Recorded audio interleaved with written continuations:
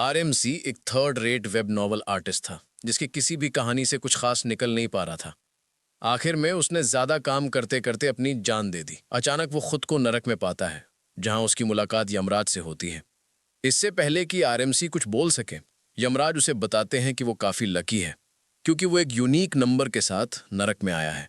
इसीलिए उसे एक इच्छा पूरी करने का मौका दिया जाता है, बस एक शर्त के साथ कि वो भगवान बनने की इच्छा नहीं कर सकता, जो कि साफ बात है। आरएमसी कुछ सोचता है और कहता है कि वो किसी नॉवल की दुनिया में पुनर्जन्म लेना चाहता है। यमराज उसकी बात मान लेते हैं और पूछते हैं कि वो कौन सी नॉवल चुनना चाहता है, अपनी लिखी हुई छोड़कर। आरएमसी बहुत सोचने के बाद एक अजीब नाम वाली नॉवल चुनता है, I became the delinquent underachiever of Hunter school.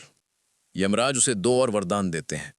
पहला, उसे उस कहानी के शुरू होने से 2 साल पहले भेजा जाएगा। दूसरा, उसे सेलिब्रिटीज जैसी हैंडसम शक्ल दी जाएगी ताकि वो लड़कियों को पटाने का सपना पूरा कर सके। फिर आरएमसी की आत्मा कंग शिन हुक नाम के व्यक्ति के शरीर में चली जाती है, जो कहानी का सबसे बेकार किरदार था। उसने अपना एप्टीट्यूड टेस्ट फेल कर दिया था, जिसके कारण उसे एक साधारण स्कूल में जाना पड़ा था। बाद में एक नया कानून आने के बाद उसका दोबारा टेस्ट हुआ और उसने हंटर के रूप में अवेकनिंग पाई। हमारा आरएमसी समझ जाता है कि उसका दूसरा जीवन शायद पहले से भी बुरा होने वाला है, क्योंकि उसे कहानी के मुख्य किरदार का नहीं बल्कि एक साइड किरदार का शरीर मिला है। उसे कंगशिन हुक की यादें मिलने लगती हैं कि वो स्वॉर्ड्समैनशिप का टीचर है और मुख्य किरदार की क्लास के बगल वाली क्लास को पढ़ाता। मानसिक संघर्ष के बाद वो अपनी आंखें खोलता है और महसूस करता है कि हाँ, अब वो सच में कांगशिन हुक बन चुका है। तभी उसके फोन पर चेज गिल्ड के फाइनेंस टीम का कॉल आता है। वे उससे उसके कॉन्ट्रैक्ट टर्मिनेशन की पुष्टि मांगते हैं। कॉल खत्म होने के कुछ ही देर बाद उसके अकाउंट में 38 मिलियन वॉन क्रेडिट हो जाते हैं, जिससे उसकी कुल रकम बढ़कर 300 मिलियन वॉन हो जाती है। कांग ये देखकर दंग रह जाता है और बेकार किरदार होने का सारा दुख उसी पल गायब हो जाता है। वो बिस्तर से उछलकर खिड़की के पास जाता है और महसूस करता है कि अब वो सच में कंग शिन हुक बन चुका है। कांग की यादों से उसे मालूम होता है कि उसने जिंदगी में बहुत संघर्ष किया था, लेकिन अब जब उसके पास 300 मिलियन वॉन है, उसे लगता है कि उसने अपनी ड्रीम मनी पा ली है। पिछली जिंदगी में वो मुश्किल से जी पाता था और अब अचानक उसके पास सब कुछ है, पैसे, अच्छी स्किल्स, हैंडसम लुक्स और युवा शरीर। ये सब देखकर वो मुस्कुराता है और सोचता है, इस बार जिंदगी में अपने हिसाब से जीऊंगा। ऐसा लगता है कि अब वो बी रैंक हंटर बन चुका है, लेकिन वो कहानी के मुख्य पात्र ली जियोंग जितना अमीर या लोकप्रिय नहीं है। हालांकि कॉन्ग को इसकी कोई परवाह नहीं है, क्योंकि वो बस सरल जीवन जीना चाहता है। एक चौंकाने वाले खुलासे में पता चलता है कि इस नॉवल में वास्तव में 2 मुख्य पात्र हैं। असली मुख्य पात्र किम डो ही है, लेकिन बाद में ली जियोंग को किम के शरीर में भेजा गया। ली जियोंग फिर कहानी की जानकारी का उपयोग करके उन पॉइंट्स और स्थानों पर पहुंचता है जो असली मुख्य पात्र के लिए उपयोगी होने वाले थे। इसके अलावा उसने अपनी दौलत का इस्तेमाल करके सभी तरह के इलिक्सर या दवाई और शक्तिवर्धक खरीदे, क्योंकि उसके लिए ये आसानी से मिल जाते थे। इन सब के जरिए वो अंततः किम के टैलेंट लेवल तक पहुंचने में सफल हो गया। लेकिन हमारा एमसी का रास्ता बिल्कुल अलग है, क्योंकि वो कॉन्ग के शरीर में गया। हमारा एमसी ये तय करता है कि उसे कहानी के दोनों मुख्य पात्रों से प्रतिस्पर्धा करने की जरूरत नहीं है, क्योंकि वो शुरुआत में ही उनके मुकाबले कोई मैच नहीं है। वो केवल अच्छा जीवन जीना चाहता था और कॉन्ग के साथ अपनी स्थिति से संतुष्ट है।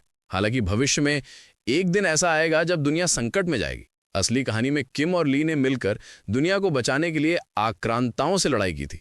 अब जबकि कॉन्ग कहानी का हिस्सा बन चुका है, तो वो सोचता है कि अब क्या ये दोनों फिर से मानवता की आखिरी उम्मीद बन पाएंगे। तभी कॉन्ग को पहले हंटर स्कूल से एक टेक्स्ट आता है कि उसे तलवारबाजी का इंस्ट्रक्टर नियुक्त किया गया है। टेक्स्ट देखने के बाद कॉन्ग तय करता है कि वो बस असली कहानी का अनुसरण करेगा जब तक कि दुनिया पूरी तरह से अराजकता में नहीं फंस जाती। स्कूल में पहुंचने से पहले हमारा एमसी कॉन्ग के पिछले मालिक के बारे में जानकारी हासिल करता है। उसे पता चलता है कि कॉन्ग का सामाजिक जीवन भी पिछली जिंदगी जितना ही बेकार था। उसके पास सिर्फ 12 कॉन्टैक्ट्स थे और ऐसा लगता है कि उसने जानबूझकर दुनिया से दूरी बनाई थी। पिछली जिंदगी में हमारे एमसी को उन चीज़ों में कोई दिलचस्पी नहीं थी जो दूसरों के लिए जीवन को मज़ेदार बनाती हैं, जैसे कि शादी और बच्चे। वो हमेशा अकेला रहना पसंद करता था और कहता था कि वो वेब नॉवेल्स के साथ ही शादीशुदा है। वो खुद से निराश था, क्योंकि वो एक third rated web novel artist था। लेकिन अब वर्तमान जीवन में उसका लक्ष्य है कि वो अपनी जिंदगी का पूरा आनंद ले सके। थोड़ी देर बाद वो स्कूल में रिपोर्ट करता है, जहां उसे इंस्ट्रक्टर के रूप में नियुक्त किया गया है। वो ऑफिस में प्रवेश करता है और सबसे पहले व्यक्ति से उत्साहपूर्वक अपना परिचय देता है, लेकिन व्यक्ति उसे भूत देख जैसी नजर से घूरता है। कॉन्ग शर्मिंदगी से मरने वाला था जब व्यक्ति आखिरकार उठकर उसे अभिवादन करता है। वो खुद को पार्क योनुक के रूप में परिचित कराता है। पार्क उसे बताता है कि वे सीड बर्ड्स होंगे। कॉन्ग बड़ी मुस्कान के साथ कहता है कि वो पार्क के साथ काम करने के लिए उत्साहित है। लड़कियां ये सुनकर और भी शर्मिंदा हो गई, क्योंकि चेस गिल्ड एक प्रतिष्ठित गिल्ड है। वे लगातार उसकी तारीफ करती रहीं। तभी एक हरा बालों वाला लड़का जोंग हियन सिक वहां आया। उसने बताया कि वो दूसरे साल के छात्रों को भालाबाजी पढ़ाता है। उसने ये भी जोड़ा कि वो होरांग गिल्ड का सदस्य रहा है और छठे हंटर स्कूल का ग्रेजुएट है। जोंग ने कॉन्ग से पूछा कि वो किस हंटर स्कूल से है, क्योंकि वो बहुत लोकप्रिय लगता है। बड़ी मुस्कान के साथ कांग ने बताया कि उसने हंटर स्कूल से ग्रेजुएट नहीं किया। तुरंत ही उसने ये कहा। कमरे का माहौल बदल गया और एक लड़की ने उससे पूछा कि बिना हंटर स्कूल से ग्रेजुएट हुए वो हंटर कैसे बन पाया। उन्होंने सोचा कि शायद उसने विदेश में पढ़ाई की है, लेकिन कांग ने उन्हें बताया कि वो देसी कोरियाई है और याद दिलाया कि कुछ हंटर ऐसे भी हैं जिन्होंने हंटर स्कूल से ग्रेजुएट नहीं किया। इससे कमरे का मूड गिर गया और जोंग पलटा और कहने लगा कि कॉन्ग सिर्फ समय की बर्बादी है। लड़कियां उसके पीछे पीछे चलीं और बात करने लगीं कि वे उससे मिलने के लिए उत्साहित थीं, क्योंकि वो चेस गिल्ड से था। लेकिन अब उन्हें गुस्सा और घृणा हो रही है कि वो गैर हंटर स्कूल से आया है। इससे कॉन्ग के अंदर असहजता की भावना उठी और सिस्टम ने पिछले बॉडी के मालिक की और यादें लोड करनी शुरू कर दी। पता चला कि एक हंटर फैक्टर टेस्ट किट था और ये किसी की हंटर एबिलिटी जांचने का सबसे सटीक तरीका था, लेकिन काफी महंगा था। जहां कांग बड़ा हुआ, अनाथालय में निदेशक ने इस किट के पैसे गबन कर दिए थे, लेकिन अंततः उसे गिरफ्तार कर लिया गया। इसके बाद कांग का परीक्षण हुआ और पता चला कि उसमें हंटर बनने की सक्षम क्षमता है, लेकिन वो पहले ही नॉर्मल स्कूल से ग्रेजुएट हो चुका था, जिससे उसे हंटर स्कूल के छात्रों जैसी शिक्षा नहीं मिली। दोनों पक्षों के बीच का यह अंतर बाद में विभाजन का कारण बना, लेकिन इसके खिलाफ एक प्रदर्शन हुआ जिसमें anti non Hunter discrimination act की मांग की गई। काफी दबाव के बाद ये बिल पास हो गया और गैर हंटर स्कूल के ग्रेजुएट्स को नौकरियां मिलने लगीं, लेकिन इससे दोनों समूहों के बीच नफरत और भी बढ़ गई। यही कारण है कि गैर हंटर स्कूल के छात्रों के लिए सलाह दी जाती है कि वे हंटर स्कूल से ग्रेजुएट छात्रों के सामने अपनी पहचान न बताएं। कॉन्ग विश्वास नहीं कर पा रहा था कि उसे इतनी महत्वपूर्ण चीज अब सीखनी पड़ रही है, जबकि उसने पहले ही गलती कर दी थी। पार्क ने उसे शांत रहने के लिए कहा, क्योंकि वो समझता है कि ये उसका पहला दिन है और चीजें उसके लिए पहले से ही तनावपूर्ण है। कॉन्ग ने पार्क को भरोसा दिलाया कि उसे शिकायत करने की जरूरत नहीं है, क्योंकि वो उनकी स्थिति को समझता है।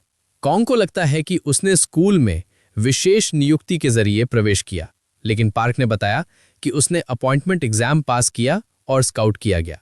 पार्क ने यह भी बताया कि शायद अन्य शिक्षक स्थिति को गलत समझ बैठे हों। जोंग और लड़कियां एक प्राइवेट जगह की ओर चलीं और बात करने लगीं कि उनका स्कूल स्पेशल ट्रीटमेंट के जरिए शिक्षक नियुक्त करके गलती कर रहा है। जोंग मानता है कि कांग के पास पहले साल के छात्रों को तलवारबाजी सिखाने के लिए कौशल की कमी है। हालांकि जोंग का यह भी मानना है कि स्कूल ने कांग को पहले साल के छात्रों को सौंपने का कोई ठोस कारण जरूर होगा। तीनों को ये समझ में आता है कि कांग अनाथालय से आया है, क्योंकि उसने हंटर स्कूल में दाखिला नहीं लिया था। वे स्वीकार करते हैं कि वो हैंडसम है, लेकिन उसके पास इसे समर्थन देने वाला कोई ठोस बुनियादी ज्ञान नहीं है। लड़कियों में से एक योजना बनाती है कि वो पहले साल के छात्रों को बताए कि वे अलग तलवारबाजी शिक्षक खोज ले, क्योंकि कांग केवल एक कौशलहीन व्यक्ति है। तभी कांग उस जगह पर आता है जबकि वे उसका मजाक उड़ा रहे होते हैं। कांग स्थिति को शांत करने की कोशिश करता है और बताता है कि उसे स्कूल में विशेष नियुक्ति के जरिए नियुक्त नहीं किया गया। हालांकि जोंग स्थिति को ठंडा होने नहीं देता और कांग से कहता है कि वो इससे अधिक चिंतित है कि कांग को हंटर स्कूल में नहीं पढ़ाया गया। जोंग चलता बनता है और कांग को कहता है कि वो अपना काम करे और अपनी लाइन में रहे, लेकिन उसे ये भी बताता है कि वो सामान्य विषयों के शिक्षकों के साथ मित्रता करने के लिए स्वतंत्र है। लड़कियों में से एक ये जिक्र करती है कि कांग एक बी रैंक हंटर है, लेकिन जोंग मानता है कि कांग ने इस रैंक को पाने के लिए चाल चली। जोंग फिर सुझाव देता है कि अगर कांग अपनी स्थिति से खुश नहीं है तो वे सम्मान की जंग करें। जोंग अपनी क्षमताओं को लेकर आश्वस्त है क्योंकि वो ए रैंक हंटर बनने वाला है। कांग को अब समझ में आता है कि बॉडी का पिछला मालिक भी एक आउटसाइडर था और लोगों के साथ सामाजिक संबंध नहीं बना पाया। वो अपने पिछले जीवन में भी असफल था और महसूस करता है कि वे दोनों ही अभागे पात्र थे। हालांकि कांग अब हार मानने के लिए तैयार नहीं है और वो जोंग से कहता है कि वो द्वंद्व में लड़ने के लिए तैयार है। जोंग ये सुनकर हंसता है और मानता है कि कांग ये द्वंद्व इसलिए स्वीकार कर रहा है क्योंकि उसके सम्मान को चोट लगी और वहां लड़कियों की मौजूदगी भी है। जोंग तय करता है कि वो कांग को सिर्फ एक मौका देगा पीछे हटने का, लेकिन कांग जिद करता है कि वो जोंग के साथ द्वंद्व लेने के लिए तैयार है। कांग कहता है कि वो साइड में खड़ा होकर सहन नहीं कर सकता कि जोंग उसके बारे में बकवास बोले सिर्फ इसलिए कि वो नियमित स्कूल गया था। कांग एक कदम आगे बढ़ता है और कहता है कि जोंग द्वंद्व को तभी स्वीकार कर सकता है जब वो खुद ए रैंक तक पहुंच जाए। जोंग हॉरर फिल्म के किसी चरित्र की तरह भयानक मुस्कान देता है और कांग को याद दिलाता है कि द्वंद्व के दौरान जो भी चोट लगेगी उसकी जिम्मेदारी वो खुद लेगा। कांग उसे चुप कराता है और कहता है कि वो साहसी है। वो सुझाव देता है कि द्वंद्व के लिए भाला प्रशिक्षण मैदान का इस्तेमाल किया जाए 1 सप्ताह बाद। कांग फिर 2 लड़कियों की ओर इशारा करता है, बताता है कि वे द्वंद्व की साक्षी होंगी। जोंग हैरान है कि कांग इतना आत्मविश्वासी क्यों है, लेकिन वो उसे सलाह देता है कि दूसरी नौकरी की तलाश शुरू कर दे क्योंकि वो अपनी वर्तमान काम को निश्चित रूप से खो देगा। उस दिन बाद में कांग अपने कक्ष की ओर बढ़ता है और छात्र उसकी हैंडसम उपस्थिति देखकर हैरान रह जाते हैं।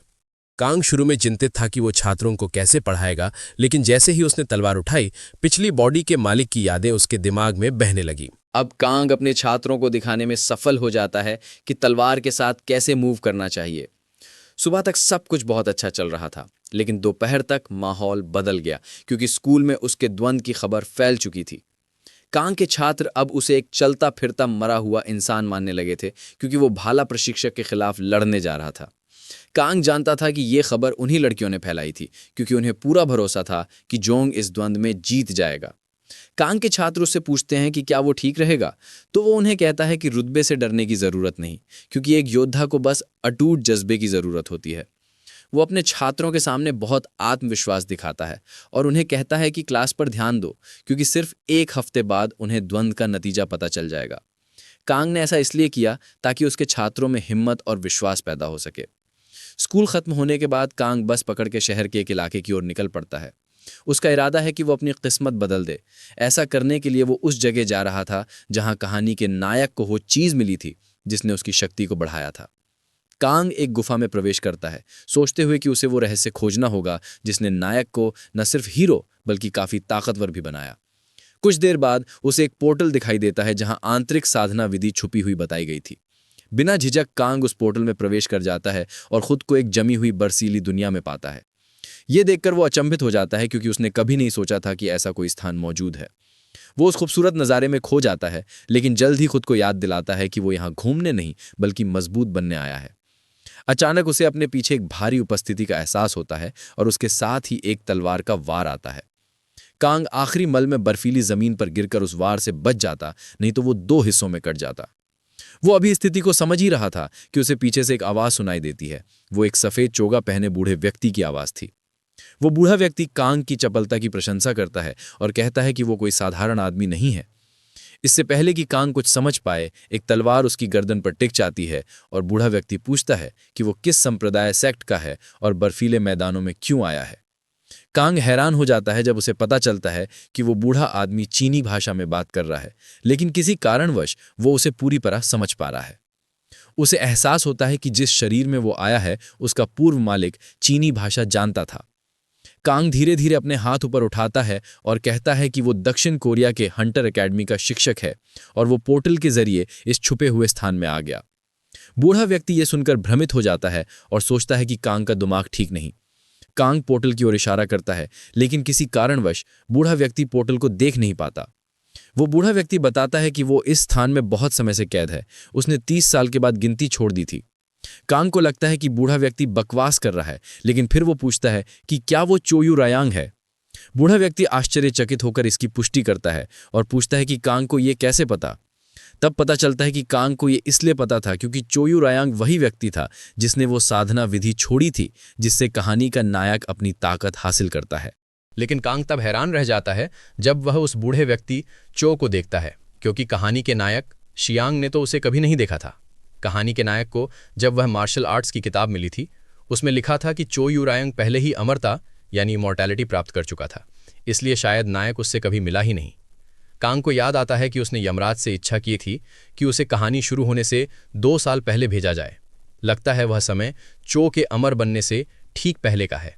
चूंकि कांग यह नहीं कह सकता था कि उसने यह सब एक किताब में पढ़ा है, वह बूढ़े व्यक्ति से कहता है कि उसने यह कहानी बहुत पहले किसी से सुनी थी। चो उत्सुक होकर कहता है, कहानी मुझे सुनाओ। कांग तुरंत कहानी को संक्षेप में बताता है। कहता है कि चो एक महान नायक था जिसने एक भयानक ड्रैगन को मार गिराया था। चो यह सुनकर खुश हो जाता है क्योंकि उसे लगता है कि किसी ने उसकी लड़ाई देखी थी। वहीं कांग अंदर ही अंदर राहत महसूस करता है क्योंकि वह बस उपन्यास की कहानी जोड़कर बोल रहा था। अचानक कांग सिर झुकाकर चो से कहता है, कृपया मुझे असली तलवारबाजी यानी रियल सोर्ड्समैनशिप सिखाइए। चो पहले तो हैरान हो जाता है कि यह लड़का अचानक सीखने की गुहार क्यों कर रहा है, लेकिन वह साफ मना कर देता है। वह कहता है, मैं तुम्हारी जान बख्श देता हूं, लेकिन तुरंत यहां से निकल जाओ। जैसे ही चो मुड़कर जाने लगता है, टांग हार नहीं मानता। वह कहता है, मेरा जल्द ही एक द्वंद्व होने वाला है एक भाला चलाने वाले योद्धा से। हर कोई तलवार को कमजोर समझता है और भाले की बहुमुखी प्रतिभा की तारीफ करता है। सच कहूं तो मैं उस आदमी को हरा नहीं सकता, इसलिए मैं यहां उत्तर जानने आया हूं। फिर वह कहता है, अगर आप मेरी मदद नहीं करेंगे तो मैं जाकर उस भाले वाले से माफी मांग लूंगा और मान लूंगा कि भाला तलवार से श्रेष्ठ यानी सुपीरियर है। यह सुनकर चो गुस्से से तिलमिला उठता है। वह तलवार के बारे में कोई बुरा शब्द नहीं सुन सकता था। गर्व से भरे चो ने अंत में तय किया कि वह कांग की थोड़ी मदद करेगा। कांग खुश हो जाता है क्योंकि उसकी चाल सफल हो गई थी। वह जानता था कि यह बूढ़ा व्यक्ति अपनी तलवारबाजी पर बहुत गर्व करता है। चो अपनी उंगली कांग की ओर इंगित करता है और उसके शरीर में एक तेज यांग ऊर्जा प्रवाहित कर देता है। कांग को भीषण दर्द महसूस होता है और चो बताता है, मैंने तुम्हारी नसों में जीवंत यांग ऊर्जा प्रवाहित की है। तुम्हारा दांतेन 4 दिनों में खुल जाएगा और 6 दिन बाद तुम खुद में परिवर्तन महसूस करोगे। वह आगे कहता है, अब जो मैंने तुम्हारे लिए किया है उसके बाद तुम्हें किसी से डरने की जरूरत नहीं, कोई भी तुम्हें फिर कभी नहीं हरा पाएगा। चो यह भी कहता है कि जब तुम द्वंद्व जीत जाओ तो वापस मेरे पास आना। मैं चाहता हूं कि दुनिया जाने कि तलवार अब भी सबसे महान हथियार है। 1 हफ्ते बाद कांग और जोंग भाला प्रशिक्षण मैदान में अपने द्वंद्व के लिए मिलते हैं। बाकी शिक्षक भी वहां दर्शक के रूप में मौजूद थे। जैसा कि उम्मीद थी, जोंग कांग का मजाक उड़ाता है, कहता है, तैयार रहो, पिटने वाले हो। वह कांग को किसी खतरे के रूप में नहीं देखता और कहता है, पहला वार तुम कर सकते हो। कांग यह प्रस्ताव ठुकराता नहीं क्योंकि उसे नहीं पता था कि वह अब वास्तव में कितना मजबूत हो चुका है। वह पूरा दृढ़ निश्चय लेकर हवा में छलांग लगाता है। अब जो भी हो, जीतना ही है। और जैसे ही उसकी तलवार जोंग से टकराती है, एक ही वार में कांग की तलवार जोंग के कपड़े चीरते हुए उसे उसके अंडरवेयर तक गिरा देती है। सभी दर्शक स्तब्ध रह जाते हैं जब वे देखते हैं कि जोंग जमीन पर गिरकर बेहोश हो चुका है। यह सब देखकर कांग खुद भी हैरान रह जाता है और रेफरी तुरंत उसे विजेता घोषित कर देता है। फिर रेफरी जोर से एम्बुलेंस बुलाने के लिए कहता है क्योंकि जोंग पूरी तरह बेहोश और लड़ने की हालत में नहीं था। कांग वहीं स्तब्ध खड़ा रहता है, सोचते हुए कि आखिर उस बूढ़े व्यक्ति चो ने उसके साथ क्या किया था। तभी पार्क दौड़ते हुए आता है, ये देखने की कांग ठीक तो है ना। पार्क बहुत प्रभावित होकर कहता है, यार, जिस तरह तुमने जोंग को एक ही बार में गिरा दिया वो अविश्वसनीय था। कांग मुस्कुराते हुए कहता है कि वो जीत का जश्न मनाने के लिए पार्क और बाकी स्टाफ को खाने पर ले जाएगा। उधर महिला प्रशिक्षिकाएं मैदान से गुस्से और नाराजगी से भरी बाहर निकल जाती हैं क्योंकि उन्हें यकीन नहीं होता कि जोंग जैसे स्पीयर यूजर को कांग जैसे तलवारबाज ने हरा दिया। उस रात कांग और बाकी स्टाफ पार्टी करते हैं, खूब हंसी मजाक और शराब पीते हैं। लेकिन जब कांग घर लौटता है, उसका शरीर अचानक एक तरह की शुद्धिकरण प्रक्रिया से गुजरता है जो चो द्वारा दी गई ऊर्जा का असर था। कांग झटके से उठ बैठता है, उसका पूरा शरीर जल रहा होता है। वो महसूस करता है कि चो ने उसके शरीर में जितनी शक्ति भर दी थी वो किसी भी हद से ज्यादा थी। अब उसके पास एक ही विकल्प बचा था, वो छिपी हुई दुनिया में वापस जाकर चो का धन्यवाद करे। कांग ठंडी कठोर जमीनों से होकर चलता है, सोचते हुए, क्या सच में चो उस पोर्टल से बाहर नहीं आ सकता जैसा उसने कहा था। आखिरकार वो चो को ध्यानमग्न मुद्रा में बैठा पाता है। वो चो की ओर देखे बिना पूछता है, क्या तुम उस भाले वाले को हरा पाए? कांग जवाब देता है, हां, सिर्फ एक ही बार में। यह सुनकर चो हंसते हुए कहता है, तो वो स्पीयर यूजर बहुत कमजोर रहा होगा। लेकिन कांग नरमी से विरोध करता है, कहता है, नहीं, वो कमजोर नहीं था। मैं आपसे कुछ बातें समझना चाहता हूं, इसलिए मिलने आया हूं। कांग पूछता है, आपने मेरे साथ आखिर क्या किया था? चो शांत स्वर में जवाब देता है, मैंने तो बस तुम्हारा डांटियन खोल दिया था ताकि तुम्हें कोई फिर कभी ना हरा सके। फिर चो पूछता है, तुम कब से मार्शल आर्ट्स का अभ्यास कर रहे हो? कांग कुछ नहीं कहता और तब चो दिलचस्पी से उसकी ओर देखता है, कहता है, आओ अपनी कहानी सुनाओ। तभी कांग को एहसास होता है कि उसकी ताकत बढ़ने का असली कारण मार्शल आर्ट्स ही है। वो झिझकते हुए कहता है, मुझे मार्शल आर्ट्स के बारे में कुछ भी नहीं पता। ये सुनकर चो पूरी तरह हैरान रह जाता है। वो कहता है, फिर भी तुम्हारे शरीर में आंतरिक ऊर्जा मौजूद है। शायद तलवार चलाते समय वो अपने आप संचित हो गई होगी। कांग सोच में पड़ जाता है। मार्शल आर्ट्स की कहानियों में तो आंतरिक ऊर्जा साधना से प्राप्त होती है, लेकिन हंटर्स में ये कुछ अलग ही होती है। फिर वो पूछता है, चो, क्या आपको याद है कि आप किस देश से आए थे इससे पहले कि आप इस पोर्टल में फंस गए? चो जवाब देता है, मेरा देश मिंग था। यह सुनते ही कांग के मन में सब कुछ साफ हो जाता है। इसलिए चो को हमारी दुनिया के बारे में कुछ नहीं पता, क्योंकि वो एक पूरी तरह अलग दुनिया से आया था। कांग धीरे से कहता है, आपकी दुनिया अब बाहर नहीं रही, अब मार्शल आर्ट्स का अस्तित्व समाप्त हो गया है।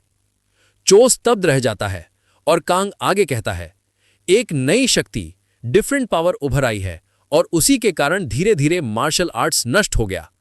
कांग ये नहीं बताता कि वो दूसरी दुनिया से आया है, बस इतना कहता है कि दुनिया अब वैसी नहीं रही। चो हमेशा की तरह उसकी बात पर यकीन कर लेता है और कहता है, मुझे तो समय का भी अंदाजा नहीं रहा। बहुत अरसे से मैं इस पोर्टल में बंद हूं। तभी कांग मुस्कुराते हुए कहता है, आपको भूख लगी है ना? मैं आपके लिए खाना लाया हूं। कांग चो को एक स्वीट रैप देता है और जैसे ही चो उसे खाता है वो एकदम खुश होकर म्यू जैसी प्यारी आवाज निकालता है। खाते हुए चो हंसते हुए कहता है, हमारे जमाने में तो लोग जिनसेंग खाते थे ताकि स्मॉल पॉक्स से बच सकें। ये सुनकर कांग हंस पड़ता है और अपने बैग से एक चॉकलेट बार निकालता है। वो चो को देता है और कहता है, ये ठंड में काम आता है। चो बिना झिझके एक बाइट लेता है और अगले ही पल फिर वही म्यू जैसी प्यारी आवाज निकालता है। उसे चॉकलेट इतनी पसंद आती है कि वो कहता है, थोड़ा और दो ना। थोड़ी ही देर में चो ने कांग द्वारा लाया गया सारा जंक फूड खा डाला। वो संतुष्ट होकर कहता है, बाहर की दुनिया का खाना वाकई बहुत स्वादिष्ट है।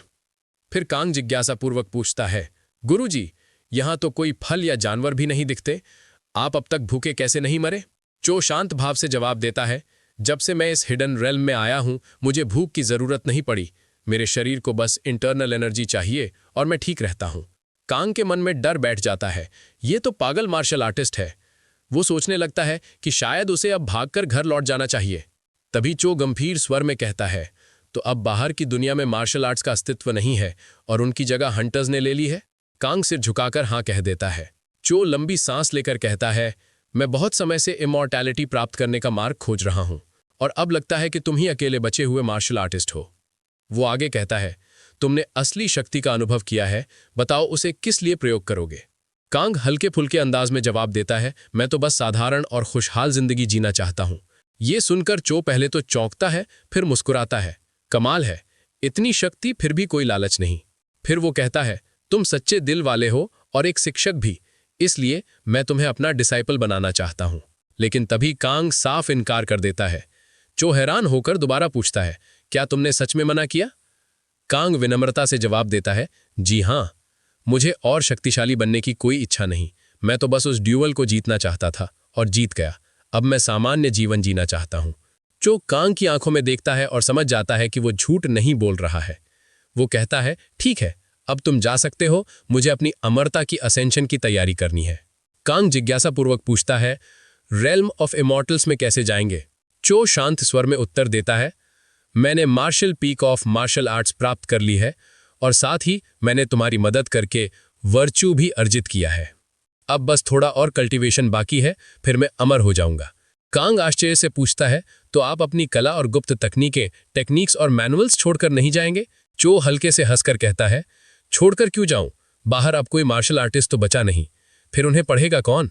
कांग ये सुनकर अंदर तक हिल जाता है, क्योंकि अगर चो सच में अपने मार्शल सीक्रेट्स छोड़कर नहीं गया तो कहानी का नायक श्यांग उन्हें कभी नहीं पाएगा। ऐसा करने से सियांग जियांग कभी भी किम के बराबर नहीं पहुंच पाएगा, और जब किम के सामने कोई चुनौती नहीं रहेगी तो उसे भी मजबूत बनने की प्रेरणा नहीं मिलेगी। अंत में यही चीज दुनिया को कियोस एंड डिस्ट्रक्शन में ढकेल देगी। कांग को अचानक एहसास होता है कि उसने तो बस साइड से कहानी जीने की कोशिश की थी, पर उसने अनजाने में कहानी का बड़ा हिस्सा बदल दिया है। वो तुरंत चो के पैरों में गिरकर कहता है, गुरुजी, कृपया मुझे अपना शिष्य बना लीजिए, मैंने बिना सोचे समझे बहुत बड़ी गलती कर दी। चो उसकी इस अचानक बदली बात से चकित रह जाता है। कांग जल्दी से समझाता है, आपकी अद्भुत मार्शल आर्ट्स अगर मुझ तक नहीं पहुंची तो ये पूरी तरह व्यर्थ चली जाएगी। मैं ये विद्या सीखना चाहता हूं ताकि बाद में चैन की जिंदगी जी सकूं। कांग उसे और मनाने के लिए कहता है, गुरुजी, मैं आपके लिए बहुत सारा खाना भी लाऊंगा। चो मुस्कुराकर चेतावनी देता है, मेरी ट्रेनिंग पहले से कहीं ज्यादा कठिन होगी। लेकिन कांग आत्मविश्वास से कहता है, मुझे कोई डर नहीं, मैं हर दर्द सह लूंगा। दूसरी तरफ स्कूल में द्वंद्व की खबर तेजी से वायरल हो गई। सबको पता चल गया कि जोंग हार गया, और सबसे मजेदार बात यह थी कि वो स्पॉन्ज बॉब वाला अंडरवियर पहने था। जिन लोगों ने उसे कभी नीचा दिखाया था वे सब अब ग्रुप चैट्स में उसकी खिल्ली उड़ा रहे थे। पार्क तो वैसे भी जोंग को पसंद नहीं करता था, इसलिए वो तो कांग की जीत से बेहद खुश था। कांग की जीत ने यह साबित कर दिया कि साधारण स्कूलों से पढ़े लोग भी काबिल हो सकते हैं। इसके अलावा सबको कांग का विनम्र स्वभाव भी अच्छा लगा, क्योंकि उसने अपनी जीत का कोई इनाम नहीं मांगा। हालांकि असल में वो मांगना भूल गया था। कांग को अब स्कूल के सब लोगों से अच्छा व्यवहार मिल रहा था और उसे लगता है कि वो अब अपने सपनों वाली जिंदगी के करीब है। उसने चो से वादा किया था कि वो हर वीकेंड पर ट्रेनिंग करने जाएगा और हफ्ते के बाकी दिन बस जिंदगी का मजा लेगा। अगले दिन कांग जब अपने क्लासरूम में पहुंचा तो सारे विद्यार्थी सीधे खड़े हो गए और उसे सलाम किया। उन्होंने कहा, सर, हम भी अब कभी नहीं डरेंगे, जैसा आपने सिखाया। सबको पता चल चुका था कि कांग ने जोंग को एक ही बार में हराया। कांग मुस्कुराते हुए पूछता है, तुम लोगों को कैसे पता चला? लड़ाई तो सिर्फ स्टाफ के लिए थी। तब एक छात्र बताता है, सर, मेरे बड़े भाई स्कूल में टीचर हैं, उन्होंने ही बताया। कांग हंसकर कहता है, ठीक है, अब किताबें खोलो और ध्यान लगाओ। वो अपने खुशहाल जीवन से बेहद प्रसन्न था और चाहता था कि ये शांति हमेशा बनी रहे। दोपहर के ब्रेक में वो कैफेटेरिया में खाना लेने गया, लेकिन वहां एक अजीब स्थिति बन गई, क्योंकि उसने बाकी सब की तुलना में ज्यादा खाना मांग लिया। थाली में तरह तरह के स्वादिष्ट व्यंजन देखकर वो खुशी खुशी खाने में लग गया। तभी अचानक एक महिला उसके सामने आई और बोली, क्या आप वही मिस्टर कांग हैं जो स्कूल में स्वॉर्ड्समैनशिप सिखाते हैं? कांग ने हां में सिर हिलाया, पर उसकी नजर अब भी उस महिला की भरी हुई प्लेट पर अटकी थी। महिला उसके सामने बैठ गई तो कांग ने जिज्ञासु पूर्वक पूछा, क्या हम पहले से एक दूसरे को जानते हैं? लड़की हल्के से मुस्कुराते हुए बोली, कॉन्ग, तुम तो काफी बड़े एक्टर हो। फिर उसने हंसते हुए कहा, थोड़ा रिलैक्स कर लो, कैफेटेरिया के अंदर कोई सीसीटीवी नहीं है। उसके बात करने के अंदाज से कॉन्ग को महसूस होता है कि ये लड़की उसे सच में जानती है, लेकिन उसे समझ नहीं आता कि वो उसे पहचान क्यों नहीं कर रहा है, क्योंकि आमतौर पर अगर वो किसी जान पहचान वाले से मिलता है तो पिछली यादें अपने आप लौट आती हैं। तभी लड़की खुद ही अपना नाम बताती है, क्योंकि उसे लगता है कॉन्ग बिल्कुल ही कंफ्यूज है। वो कहती है, मेरा नाम सियोरा है। जैसे ही ये नाम उसके कानों में पड़ता है, कॉन्ग के दिमाग में एक झिलमिलाहट होती है। उसे याद आता है कि उसके फोन के कॉन्टैक्ट्स में भी एक नाम था, सियोरा। सियोरा मुस्कुराती है और कहती है, लगता है अब तुम्हें याद आ गया। फिर बताती है कि शायद उसका चेहरा इसलिए थोड़ा अलग लग रहा है क्योंकि उसने अपनी लुक थोड़ी बदल ली है, ताकि स्कूल में टीचर की तरह दिख सकें, क्योंकि अब वो वहीं काम कर रही है। ये सब कहते हुए सियोरा जोर जोर से हंसने लगती है, जबकि कांग अंदर ही अंदर सोच रहा होता है कि ये सब क्या चल रहा है। कॉन्ग को अचानक याद आता है कि नॉवल में सियोरा यानी शूर बाद में होम रूम टीचर बन जाती है, और सिर्फ यही नहीं, वो दूसरे वॉल्यूम की एक बहुत इंपॉर्टेंट कैरेक्टर थी जो इंटरनेशनल क्रिमिनल ऑर्गेनाइजेशन एंटागनिस्ट की मेंबर थी। ये एंटागनिस्ट, जिसे शॉर्ट में एंट्स कहा जाता था, एक एंटी हंटर ऑर्गेनाइजेशन थी। इन लोगों ने असंख्य हंटर्स का सफाया किया था, इसलिए ये इंटरनेशनल हंटर अलायंस के दुश्मन बन गए थे। लेकिन ये ग्रुप इतना गुप्त तरीके से काम करता था कि इन्हें पकड़ पाना लगभग नामुमकिन था। सियोरा देखती है कि कॉन्ग अभी भी टेंशन में है तो वो कहती है, थोड़ा शांत हो जाओ, यहाँ कोई निगरानी नहीं है। कॉन्ग को याद आता है कि उसने पूरी कहानी पढ़ी थी, लेकिन उसे कहीं भी ये याद नहीं था कि उसका कैरेक्टर कभी इस क्रिमिनल ऑर्गेनाइजेशन में शामिल हुआ था। उसी वक्त सिस्टम से एक मैसेज आता है, एक साइड स्टोरी अनलॉक हो गई है। ये देखकर कॉन्ग के पैरों तले जमीन खिसक जाती है। अब उसे समझ आता है कि वो एक ऐसी कहानी में फंस गया है जहां उसका कैरेक्टर एक एंटीगनिस्ट असैसिन बनने वाला है। कॉन्ग सोच में पड़ जाता है, मुझे तो याद ही नहीं कि ये हिस्सा नॉवल में था। तभी उसे याद आता है कि नॉवल के खत्म होने के बाद ऑथर ने एक इंटरव्यू में कहा था कि वो एक नई साइड स्टोरी लिखने वाले हैं। सिस्टम बताता है, अब तुम प्रोलॉग देख सकते हो। वो तुरंत उसे ओपन करता है। उसमें लिखा होता है, कॉन्ग के गिल्ड में शुरुआती दिनों में उसका एक साथी था जिसका नाम चांगसू था। वही चांगसू था जिसने अनाथालय के डायरेक्टर की सच्चाई उजागर की थी और कॉन्ग की जान बचाई थी। 2 साल पहले जब वो दोनों एक मिशन से लौट रहे थे, तभी उनके पास ही एक पोर्टल खुल गया और उसमें से अनगिनत मॉन्स्टर्स बाहर निकल आए। उन्होंने बैकअप मांगा, लेकिन दूसरी टीम के एक्सीडेंट होने की वजह से मदद नहीं मिल पाई। कांग चांगसू को अपना बड़ा भाई मानता था, अपना एकमात्र परिवार। लेकिन उस दिन चांगसू ने अपनी जान दे दी ताकि कॉन्ग जिंदा रह सके। चांगसू की मौत के बाद गिल्ड ने बस रिपोर्ट भेजी कि उनके पास मदद करने की क्षमता नहीं थी। उन्होंने दावा किया कि शहर में भी मॉन्स्टर्स आ गए थे, इसलिए उन्होंने कुछ लोगों की बलि देकर ज्यादातर लोगों को बचाना पड़ा। हालांकि कांग बेवकूफ नहीं था और उसे पता था कि यह सब फैक्शन की वजह से हुआ। कांग और चांगसू दोनों ही रेगुलर स्कूल से ग्रेजुएट थे और इसलिए उन्हें हमेशा किनारे कर दिया जाता था। इस पर गुस्से में कांग ने ओवरसीज डिप्लॉयमेंट की रिक्वेस्ट की और उसे चीन भेज दिया गया। लेकिन 1 साल बाद वो कोरिया लौट आया। जब उसने गिल्ड छोड़ने पर विचार किया, तब सियोरा ने उसे एंटास में शामिल होने का सुझाव दिया। असल में यही हुआ और कांग की अपनी बैक स्टोरी सामने आई। सियोरा के कहने पर उसने समय गवाए बिना एंटास ज्वाइन कर लिया और अपनी आय का आधा हिस्सा डोनेशन के रूप में भेजने लगा। अलग बात यह है कि उसने कभी सियोरा को डेट पर बुलाया भी था, लेकिन रिजेक्ट हो गया। उसने खुद को मर्द दिखाने के लिए सियोरा के साथ दोस्ती निभाई। असल में कांग ने हंटर स्कूल में इसलिए एप्लीकेशन दिया ताकि वो सियोरा के पास रह सके। हमारा एमसी ये सोचकर आश्चर्यचकित है कि पिछला कांग इतना ट्रैश था कि उसने संगठन में शामिल होने का कारण बदला नहीं, बल्कि सिर्फ सियोरा था। कांग अभी भी ये यादें सोच रहा था कि सियोरा पूछती है, तुम ठीक हो? कांपते हुए कांग ने नर्वस होकर जवाब दिया, हाँ मैं ठीक हूं। कांग सोच रहा था कि उसकी जिंदगी तो ठीक चल रही थी, लेकिन उसे यकीन नहीं हो रहा था कि वो अचानक क्राइम सिंडिकेट का सदस्य बन गया। सियोरा फिर कहती है कि वो इम्प्रेस्ड है कि कांग ने खुद को स्कूल में हायर करवा पाया, क्योंकि ये हमेशा कठिन होता है। असल में कांग ने पहली कोशिश में ही एग्जाम पास कर लिया था, जो दिखाता है कि वो लड़की को कितना पसंद करता था। सियोरा कांग से पूछती है कि वो स्कूल में कैसे सेटल हो रहा है, और वो जवाब देता है कि वो कोपिंग कर रहा है। सियोरा बताती है कि उसे चोट लगी जब उसने पाया कि कांग ने स्कूल में प्रवेश के बारे में उसे नहीं बताया। कांग बस जवाब देता है कि चीजें बहुत हेक्टिक थीं, इसलिए उसने नहीं बताया। सियोरा फिर पूछती है कि कांग ने इस महीने कोई डोनेशन क्यों नहीं भेजा। कांग को समझ आता है कि अब वो संगठन को पैसे नहीं भेज सकता, वरना रिटायरमेंट के बाद उसे कष्ट उठाना पड़ेगा। सियोरा चौंक जाती है जब कांग कहता है कि अब वो डोनेशन भेजने का इरादा नहीं रखता। लेकिन वो गुस्सा नहीं होती, क्योंकि कांग ने पहले बहुत पैसा दिया है। साथ ही कांग अब एक टीचर है जिसकी कमाई कम है, इसलिए उनसे अपेक्षा नहीं की जा सकती कि वो थोड़ा पैसा दान में भेजें। सियोरा बताती है कि सभी डोनेशन वॉलंटरी हैं। ये सुनकर हमारा एमसी सोचता है कि पिछला कांग वाकई कितना ट्रैश था। सियोरा फिर कहती है कि संभावना है कि कांग की रैंकिंग भी बढ़ गई हो, क्योंकि उसने एक बी रैंक हंटर को हरा दिया। सियोरा मुस्कुराती है और कहती है कि वो चाहती है कि वे साथ मिलकर दुनिया बदलें, लेकिन कांग इसे साफ विश्वासघाती निमंत्रण समझता है।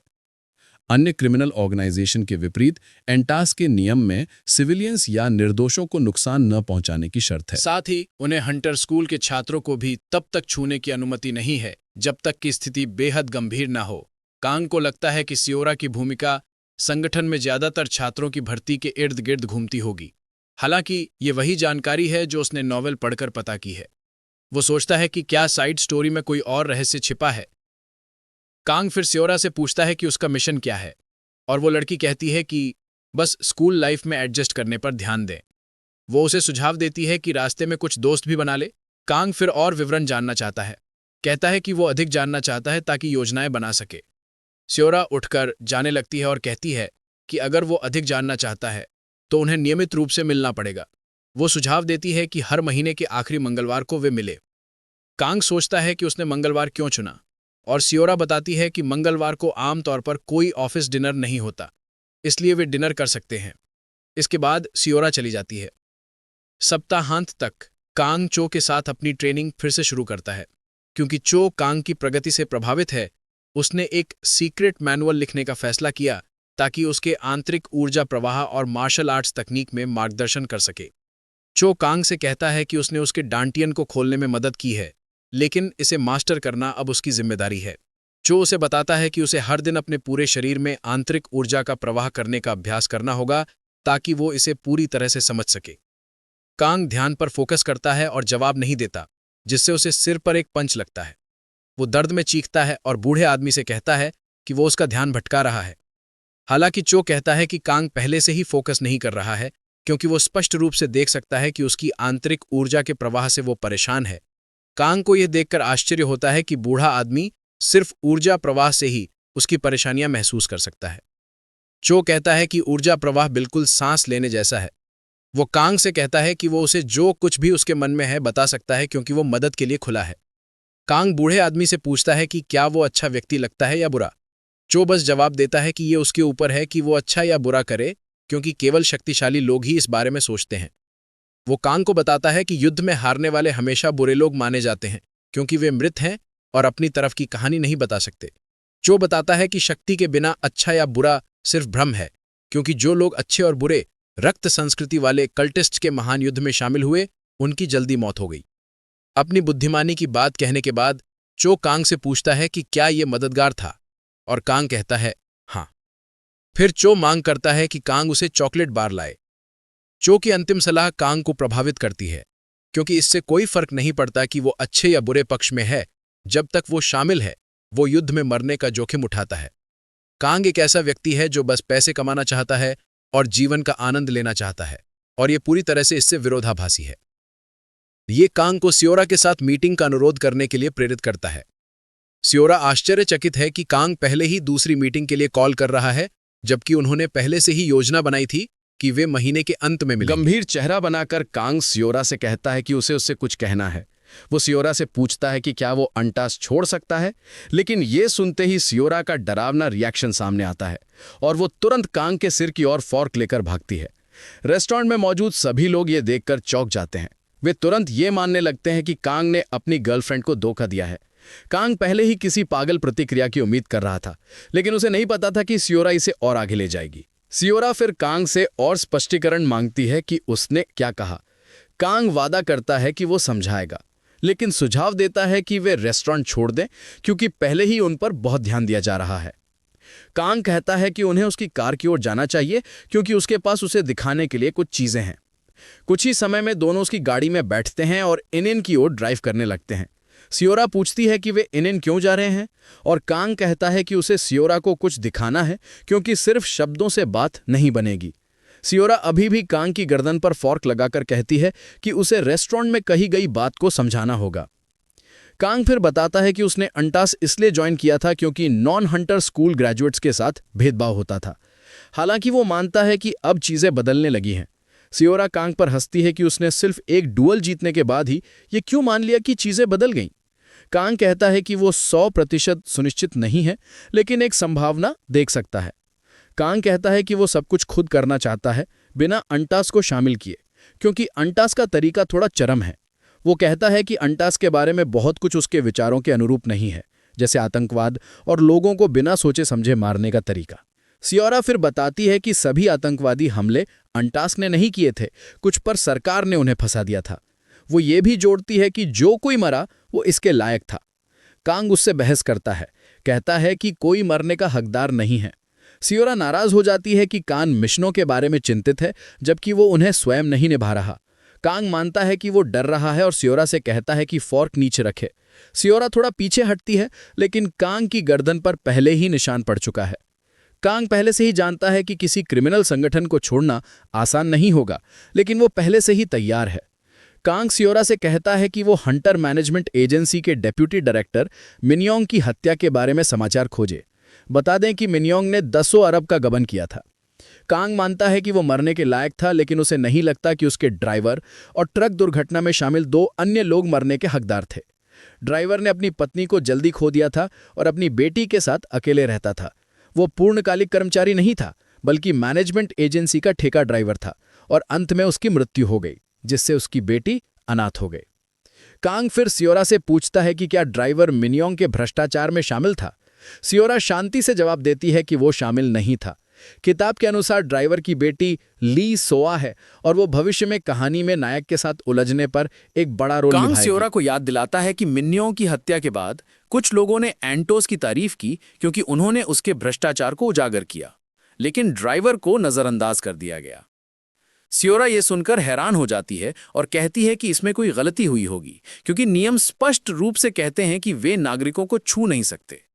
कांग ये सुनकर हंसता है और सियोरा से पूछता है कि क्या उसे लगता है कि ड्राइवर ही एकमात्र नागरिक था जो एंटोस के टारगेट के पास होने की वजह से मरा। सियोरा ये सुनकर दर्द और निराशा में सिर पकड़ लेती है। उसे भीतर से इसका जवाब पता है, लेकिन वह इसे अनदेखा करती रही।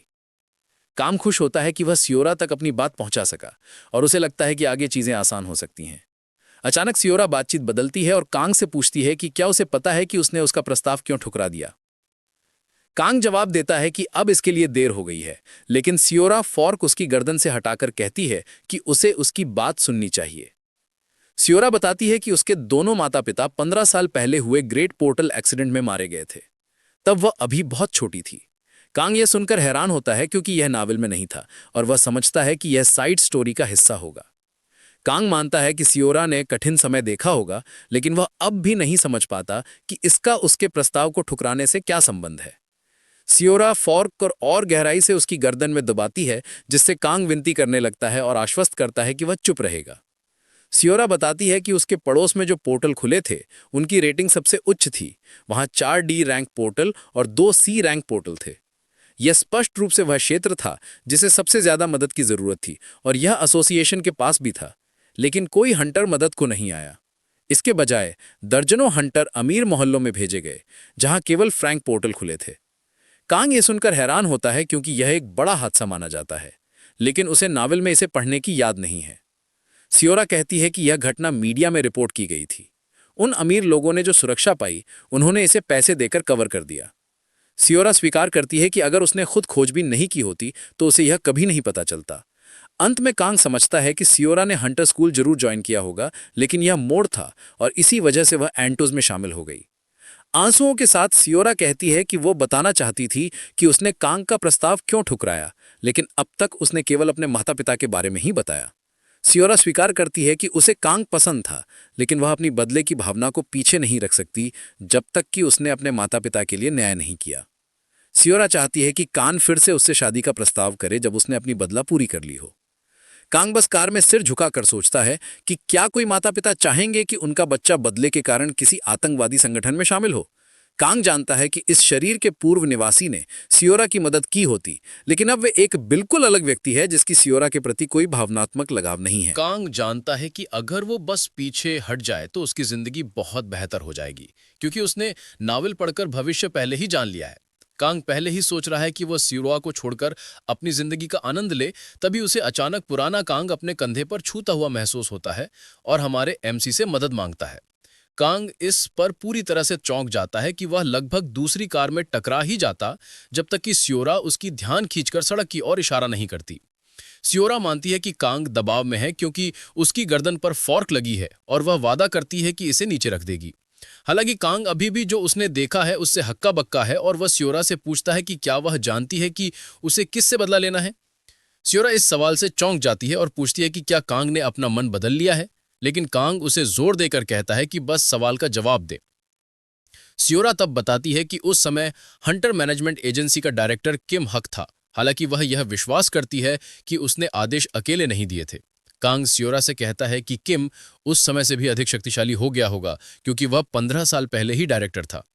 सियोरा कांग से पूछती है कि क्या उसने अपना निर्णय वापस ले लिया है, लेकिन कांग कहता है कि नहीं, वह अभी भी छोड़ने का इरादा रखता है, लेकिन वह व्यक्तिगत रूप से सियोरा की मदद करना चाहता है। सियोरा भ्रमित हो जाती है और पूछती है कि कांग उसकी मदद कैसे करेगा, क्योंकि यह काम एंटास के लिए भी मुश्किल है।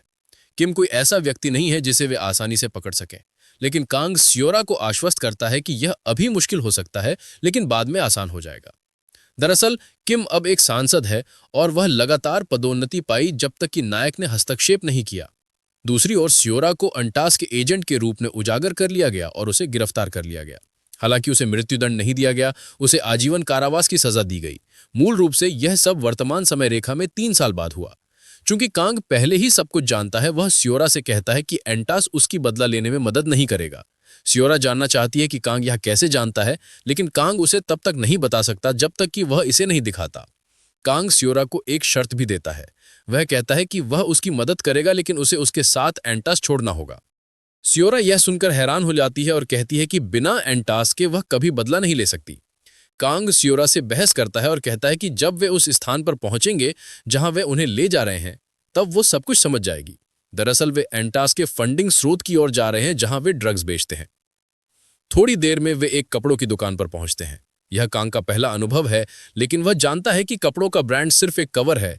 असल में वहां पर्दे के पीछे क्या हो रहा है। मूल रूप से यह स्टोर एंटास चाइना का कोरिया में ड्रग डिस्ट्रीब्यूशन सेंटर है। कांग स्टोर के अटेंडेंट के पास जाता है और उससे चीनी भाषा में बात करता है, पूछता है कि क्या वे स्टोर में जेनेसिस बेचते हैं। अटेंडेंट बहाना बनाता है, लेकिन कांग उसे बताता है कि वह सब कुछ जानता है और बस उसके लिए जेनेसिस बेचने के लिए कहता है। अटेंडेंट धीरे धीरे अपनी मेज के नीचे हाथ पहुंचाता है, जबकि वो अभी भी बेवकूफ बनकर दिखा रहा है। अटेंडेंट चाकू निकालता है और कांग से कहता है कि चले जाएं, जोर देते हुए कि वे केवल थोक में बेचते हैं। कांग ये सुनकर मुस्कुराता है और अटेंडेंट को बताता है कि उसने ये जानकारी मीन से पाई थी। कांग अटेंडेंट का नाम पूछता है, धमकी देते हुए कि वो मीन को बता देगा। अटेंडेंट ये सुनकर चौंक जाता है, क्योंकि उसे उम्मीद नहीं थी कि कांग मीन को जानता है। कांग बताता है कि वो चीन में रहते हुए मीन के काफी करीब था और मीन ने उसे कोरिया में विक्रय केंद्र के बारे में बताया था। स्पष्ट रूप से ये सब झूठ था, क्योंकि मीन एंटास चाइना की बॉस की बेटी है और वही कोरिया में ड्रग्स का वितरण संभालती है। चूंकि कांग खुद कचरा है, इसीलिए वो मीन को नहीं जानता। कांग ने इसे अंतिम उपाय के रूप में इस्तेमाल किया। कांग अटेंडेंट से कहता है कि अगर उसे विश्वास नहीं होता तो वो मीन को कॉल करने को तैयार है, लेकिन उसे किसी भी परिणाम के लिए तैयार रहने को कहता है। अटेंडेंट तुरंत माफी मांगता है कि उसने नहीं जाना कि कांग इतना महत्वपूर्ण व्यक्ति है। अटेंडेंट तुरंत पीछे जाता है ड्रग्स लाने के लिए और कांग उसे कहता है कि जितना हो सके उतना ला। जब वो चला जाता है, सियोरा कांग से पूछती है कि वो व्यक्ति के साथ चीनी में क्या चर्चा कर रहा था। कांग सियोरा को बताता है कि वे ड्रग्स खरीदने आए थे, लेकिन वो जानता है कि वो तब तक विश्वास नहीं करेगी जब तक खुद नहीं देख ले। कांग सियोरा को बताता है कि वे उस स्टोर में हैं जो एंटास के लिए ड्रग्स वितरित करता है।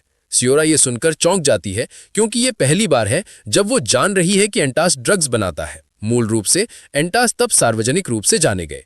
इसके बाद एंटास कोरिया और एंटास चाइना लाग साझा करने को लेकर संघर्ष में आ गए। नायक फिर आता है और दोनों को खत्म कर देता है। कांग सियोरा को बताता है कि वो अटेंडेंट से कहेगा कि जब वो वापस आए तो कोरियाई में बात करे ताकि वो विश्वास कर सके। थोड़ी देर बाद अटेंडेंट ड्रग्स का बड़ा बैच लेकर लौटता है। कहता है कि अभी हाल ही में खोला गया है, इसीलिए ड्रग्स की आपूर्ति अभी ज्यादा नहीं है। वो ड्रग्स जो लेकर आया है वो 1 महीने की बिक्री के बराबर है, लेकिन वो चाहता है कि कांग मीन के सामने उसकी सिफारिश करे। कांग उसे भरोसा दिलाता है कि वो करेगा, लेकिन सुझाव देता है कि वे कोरियाई में बात करें। अटेंडेंट सियोरा के बारे में चिंतित है, लेकिन कांग उसे आश्वस्त करता है कि सब ठीक है, क्योंकि वो भी जेनेसिस के लिए दीवानी है। स्थिति जल्द ही अजीब हो जाती है और सियोरा अपनी इज्जत बचाने के लिए अंगूठा दिखाती है, लेकिन इससे वो और भी अजीब दिखती है। ये अटेंडेंट को यकीन दिलाने के लिए काफी है कि सियोरा को मदद की जरूरत है, ज्यादा ड्रग्स की नहीं। कांग फिर अटेंडेंट से अगली खेप के बारे में पूछता है और अटेंडेंट बताता है कि कोरिया पहुंचने में अभी थोड़ा समय लगेगा। हालांकि अटेंडेंट कहता है कि कांग मीन के करीब होने की वजह से ये जल्दी भी आ सकती है। सियोरा कांग से फुसफुसाकर पूछती है कि क्या मीन असली है या नकली पहचान। कांग उसे बताता है कि वो अपने जीवन को खतरे में डाले बिना स्टोर में नहीं आता, इसीलिए ये सुनिश्चित होना जरूरी था। कांग समझ जाता है कि मीन एक टॉप अधिकारी है और कोई भी तरीका नहीं है कि वो उसे जान पाए। अटेंडेंट फिर कांग से पूछता है कि वो अभी जो सप्लाई दी है उसका भुगतान कैसे करना चाहता है। कांग पूछता है क्या वो कार्ड का इस्तेमाल कर सकता है, लेकिन अटेंडेंट हंसता है और कहता है कि कार्ड का उपयोग प्रतिबंधित है। वो कहता है कि मजाक बंद करो और नकद में भुगतान करो। कांग फिर एक और प्रस्ताव रखता है, कहता है कि वो किश्तों में भुगतान करेगा, लेकिन अटेंडेंट किश्तें लेने को तैयार नहीं है। अचानक कांग अटेंडेंट के सिर पर एक शक्तिशाली पंच मारता है। उसने अपनी आंतरिक ऊर्जा को मुक्के में केंद्रित किया, बिल्कुल वैसे ही जैसे पुराने आदमी ने उसे सिखाया था। जाहिर है इस तरह का हमला मस्तिष्क में एमनेशिया उत्पन्न करता है। अटेंडेंट बेहोश होकर जमीन पर गिर जाता है और कांग जानता है कि वो निश्चित रूप से ब्रेन डेड होकर जागेगा, लेकिन उसे परवाह नहीं क्योंकि वो केवल एक मामूली ड्रग डीलर है। कांग फिर सियोरा की ओर मुड़ता है और पूछता है क्या अब उसे विश्वास हो गया कि वो जो कह रहा था सही था, लेकिन साथ ही उसे बताता है कि वो अभी भी संदेह कर सकती है। सियोरा चौंक जाती है और कांग से पूछती है कि उसे सब कुछ कैसे पता है। कांग बताता है कि उसने केवल सियोरा के सुझाव पर एसोसिएशन ज्वाइन किया था, लेकिन उसने ये जानने के लिए जांच शुरू की कि वो किस प्रकार के समूह से जुड़ रहा है। कांग कहता है कि उसने चीन में रहते हुए पता लगाया कि एंटस पदार्थों में शामिल हैं। कांग फिर सुझाव देता है कि वे स्टोर छोड़ दें, लेकिन वे जो कुछ भी हुआ है उसे बेहोश आदमी पर दोषारोपण करेंगे। कांग का पुलिस को स्टोर रिपोर्ट करने का कोई इरादा नहीं है क्योंकि एंटस आसानी से डीलर को बदल सकते हैं और कहीं और नया स्टोर खोल सकते हैं बिना उन्हें प्रभावित किए। अंततः सियोरा कांग से कहती है कि वो अब सब कुछ मानती है जो उसने उसे बताया है। इसके चलते वो उच्च अधिकारियों को कांग के इस्तीफे की व्याख्या करने की योजना बनाती है। वो कांग को बताती है कि वो उच्च अधिकारियों को बताएगी कि कांग उसके रिश्ते को लेकर उसके पीछे पड़ा था, इसलिए उसने उसे बाहर किया। इससे वो सुनिश्चित है कि कोई जांच नहीं होगी। भले ही कांग को यह विचार पसंद नहीं है, वो इसे सबसे अच्छा विकल्प मानता है। अचानक कांग को एहसास होता है कि सियोरा का इरादा क्विटिंग का नहीं है। सभी बुरे कामों के बारे में जानने के बाद भी सियोरा उसे याद दिलाती है कि वो लंबे समय से एसोसिएशन में है और वो मूल रूप से एक अधिकारी है। वो पहले से ही बहुत कुछ जानती है और उन्हें बस उसे छोड़ने की अनुमति नहीं होगी। कांग अंततः समझ जाता है कि सियोरा क्या कह रही है। वो एसोसिएशन में सिर्फ एक नया व्यक्ति है, जबकि सियोरा उनके साथ गहराई से जुड़ी है। कांग बहस करना चाहता है, लेकिन महसूस करता है कि भविष्य बदल सकता है अगर सियोरा एंटस में रहती है। वो निर्णय करता है कि सियोरा को एंटस में रहने देगा जब तक कि नायक अपराध सिंडिकेट का पता ना लगा ले। कांग फिर सियोरा से पूछता है क्या उसने एंटस के सभी मिशनों में कोई अपराध किया है। सियोरा कहती है नहीं, बताती है कि उसका काम मूल रूप से प्रतिभाशाली छात्रों की खोज करना है। हालांकि ये इतना आसान नहीं है, इसलिए उसने अभी तक किसी को भी भर्ती नहीं किया। ये सुनकर कांग राहत महसूस करता है और सियोरा को बताता है कि उसके पास एक योजना है। वो चाहता है कि सियोरा एक डबल एजेंट बने। सियोरा चौंक जाती है जब वो ये सुनती है और कांग उसे बताता है कि ये एक तरीका है उसे सुरक्षित रखने का, ताकि अगर आखिरकार उन्हें उसे छोड़ना पड़े तो वो सुरक्षित रहें। कांग सियोरा से कहता है कि वो एंटिस के रहस्यों को इकट्ठा करेगी और उन्हें पुलिस को देगी। जब बात एंटिस के लिए मिशन पर जाने की आती है तो वो उनके लिए केवल मामूली और बेकार मिशन करेगी। डबल एजेंट बनकर उसके खिलाफ कोई आरोप नहीं लगेगा। सियोरा कहती है कि उसके पास पुलिस को बताने के लिए कोई जानकारी नहीं है, लेकिन कांग उसे बताता है कि छोटी छोटी जानकारी भी मददगार होगी। वो सियोरा को आश्वस्त करता है कि अगर उसे किसी परेशानी में फंसाया गया तो वो उसके लिए गवाही देगा। कांग फिर जोड़ता है कि सियोरा को उस पर विश्वास करने में सतर्क रहना चाहिए, क्योंकि अगर चीजें खराब हुई तो वो निश्चित रूप से उसे काट देगा। सियोरा मुस्कुराती है और निष्कर्ष निकालती है कि कांग स्पष्ट रूप से उसे पसंद करता है।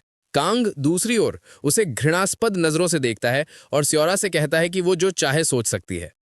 कांग फिर उसे कहता है कि वो अकेले सियोल लौट जाए क्योंकि उसे एक जरूरी काम करना है। इस बात को सुनकर भी सियोरा मानती है कि कांग केवल खेल खेल रहा है। सियोरा को छोड़कर कांग छिपे हुए क्षेत्र में पुराने मास्टर से मिलने जाता है। चो देखता है कि कांग देर से आया है और पूछता है कि क्या उसने अपनी समस्या सुलझा ली। कांग कहता है हाँ, और चो को उसकी सलाह के लिए धन्यवाद देता है। चो बताता है कि देर से आने की वजह से उसे दंडित किया जाएगा, लेकिन कांग के पास पहले से ही योजना है। वो बताता है कि उसने चाइना टाउन में ब्रांच किया और बांस की पत्तियों की शराब लाया। वो मास्टर से कहता है कि अगर वो पीना नहीं चाहता तो उसे मजबूर नहीं किया जाएगा, लेकिन पुराना मास्टर शराब का विरोध नहीं कर पाते और तुरंत दिन छुट्टी लेने का सुझाव देते हैं। कुछ ही क्षणों में चो टोफू के साथ शराब का आनंद लेते हुए कांग की प्रशंसा करता है। वो पूछता है कि कांग ने कैसे पता लगाया कि वो सिचुआन का है। कांग को विश्वास नहीं होता कि चो, जो पुराना मास्टर उसे डांट रहा था, अब उसके द्वारा लाई शराब का आनंद ले रहा है। पुराने मास्टर ने कहा कि वो केवल इसलिए चिंतित था क्योंकि कांग समय से लेट आया था। चो कांग से पूछता है कि अचानक वो क्यों बदल गया है, क्योंकि पहले वो प्रशिक्षण में सुस्ती दिखा रहा था, लेकिन अब वो अधिक मेहनत करना चाहता है। जबकि चो खुद का आनंद ले रहा है, कांग अपनी तलवार घुमाते हुए अपने मूव्स का अभ्यास कर रहा है। कांग कहता है कि शराब केवल एक अच्छा इशारा थी मास्टर की सलाह की सराहना करने का। कांग पूरे मन से प्रशिक्षण के लिए तैयार है क्योंकि वो जानता है कि स्योरा की मदद करने के उसके फैसले के कारण शक्तिशाली लोग उसके पीछे आएंगे। स्पष्ट है कि उपन्यास में कभी भी स्योरा डबल एजेंट नहीं बनी थी। कांग ये भी जानता है कि वो पहले ही एक ए रैंक हंटर से लड़ने के लिए पर्याप्त मजबूत है, लेकिन वो जानता है कि अगर वो मीन जैसी उच्च रैंकिंग एंटस अधिकारी के खिलाफ गया तो उसकी मौत निश्चित है। कांग मुस्कुराता है जब उसे याद आता है कि वो केवल एक बी रैंक तलवारबाजी प्रशिक्षक है जिसे लोगों की मदद करने का कोई व्यवसाय नहीं है।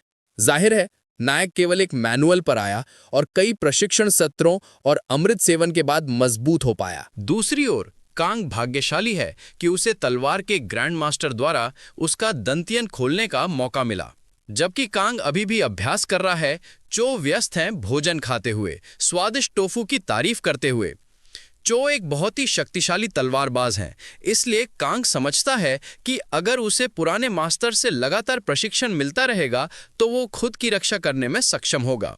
तभी चो कांग को बुलाते हैं और कहते हैं कि उनके पास रामेन खत्म हो गया है और उन्हें ये पसंद है। वो ये भी कहते हैं कि एक और स्वादिष्ट खाने का सामान ले आओ, लेकिन ये कांग की नसों पर हावी होने लगता है। हालांकि वो शांत बने रहते हैं क्योंकि चो दुनिया का सबसे मजबूत इंसान है। कांग चो से कहता है कि वो लौटते समय उनके पसंदीदा चीजें और खरीद लाएगा, लेकिन पुराना मास्टर बस और जोड़ता ही जाता है। कांग सहमत हो जाता है कि वो उन्हें सब कुछ लाएगा और अपना प्रशिक्षण जारी रखता है, लेकिन पुराने मास्टर का खाना खाना उस पर लगातार असर डालता रहता है। हर खुशबू उसकी नाक के पास से गुजरती रहती है और जब वो आखिरकार इसे और नहीं सह पाता तो उसे बोलना पड़ता है और पुराने मास्टर से कहता है कि वो इतना खाना बंद करे। पुराना मास्टर परवाह नहीं करता और यहाँ तक कि कांग से पूछता है कि क्या वो उसके साथ शामिल होने को तैयार है। कांग बताता है कि उसने खाना मिस किया है, इसलिए वो समय लेकर इसका आनंद ले रहा है। जल्द ही चो कांग की झिकझिक पर नाराज हो जाते हैं और उसे सिर पर मुक्का मारते हैं। चो कहते हैं कि वर्षों बाद उन्हें अपना स्वाद वापस मिल रहा है। चो स्वीकार करते हैं कि उन्हें पसंद है कि कांग प्रेरणा दिखा रहा है, लेकिन कहते हैं कि चीजों को जल्दी करना उसके लिए बुरा होगा। कांग पुराने आदमी पर चिल्लाता है, कहता है कि वो उसके प्रशिक्षण में रुचि नहीं दिखा रहा। चो बताते हैं कि कांग अकेले ही काफी अच्छा कर रहा है। पुराना मास्टर जोड़ते हैं कि कांग महानता के लिए नियत है, लेकिन जल्दीबाजी से वहां नहीं पहुंच सकता। हालांकि कांग को खुद में सुधार दिखाई नहीं देता क्योंकि वो 1 महीने से प्रशिक्षण कर रहा है। चो तर्क करते हैं कि कांग अंतर नहीं देख सकता क्योंकि वो वास्तव में इसमें अच्छा है। चो इस बात से भी अधिक हैरान है कि कांग मजबूत होने के लिए उत्साहित नहीं है। कांग पुराने मास्टर को डांटता है, कहता है कि वो रामेन में अधिक रुचि दिखा रहा है बजाय अपने प्रशिक्षण की मुद्रा के। कांग फिर मांग करता है कि अगर पुराना मास्टर उसे ठीक से सिखाने के लिए तैयार नहीं है तो कुछ शॉर्टकट दे। इस पर उसे सिर पर फिर से मुक्का मिलता है। चो उसे डांटते हैं कि जब उसने अभी अभी प्रशिक्षण शुरू किया है तो शॉर्टकट क्यों मांग रहा है। कांग दर्द में बर्फ पर लुढ़कता है, जबकि चो पूछते हैं कि क्या वो दुनिया को जीतने की योजना बना रहा है, यही वजह है कि वो मजबूत होना चाहता है। कांग पुराने मास्टर को घृणित नजरों से देखता है और पुराना मास्टर फिर से मुक्का मारने की धमकी देता है। चो कहते हैं कि मार्शल आर्ट्स जल्दी सीखने वाली चीज नहीं है। तभी कांग कुछ कठोर करने का फैसला करता है। वो पुराने मास्टर से कहता है कि वो अब और रामेन नहीं खरीद पाएगा क्योंकि कीमतें बढ़ गई हैं। चो ये देखकर स्तब्ध हो जाते हैं कि कांग वास्तव में उन्हें धमकी दे रहा है। कांग जवाब देता है कि वो धमकी नहीं बल्कि वास्तविक स्थिति बता रहा है। वो जोड़ता है कि वो शायद पुराने मास्टर की पसंदीदा चीजें फिर नहीं खरीद पाएगा। मूल रूप से कांग कहता है कि वो जो कुछ भी पुराने मास्टर के लिए खरीद रहा है उसकी कीमत बढ़ गई है और वो उसे फिर नहीं ला पाएगा।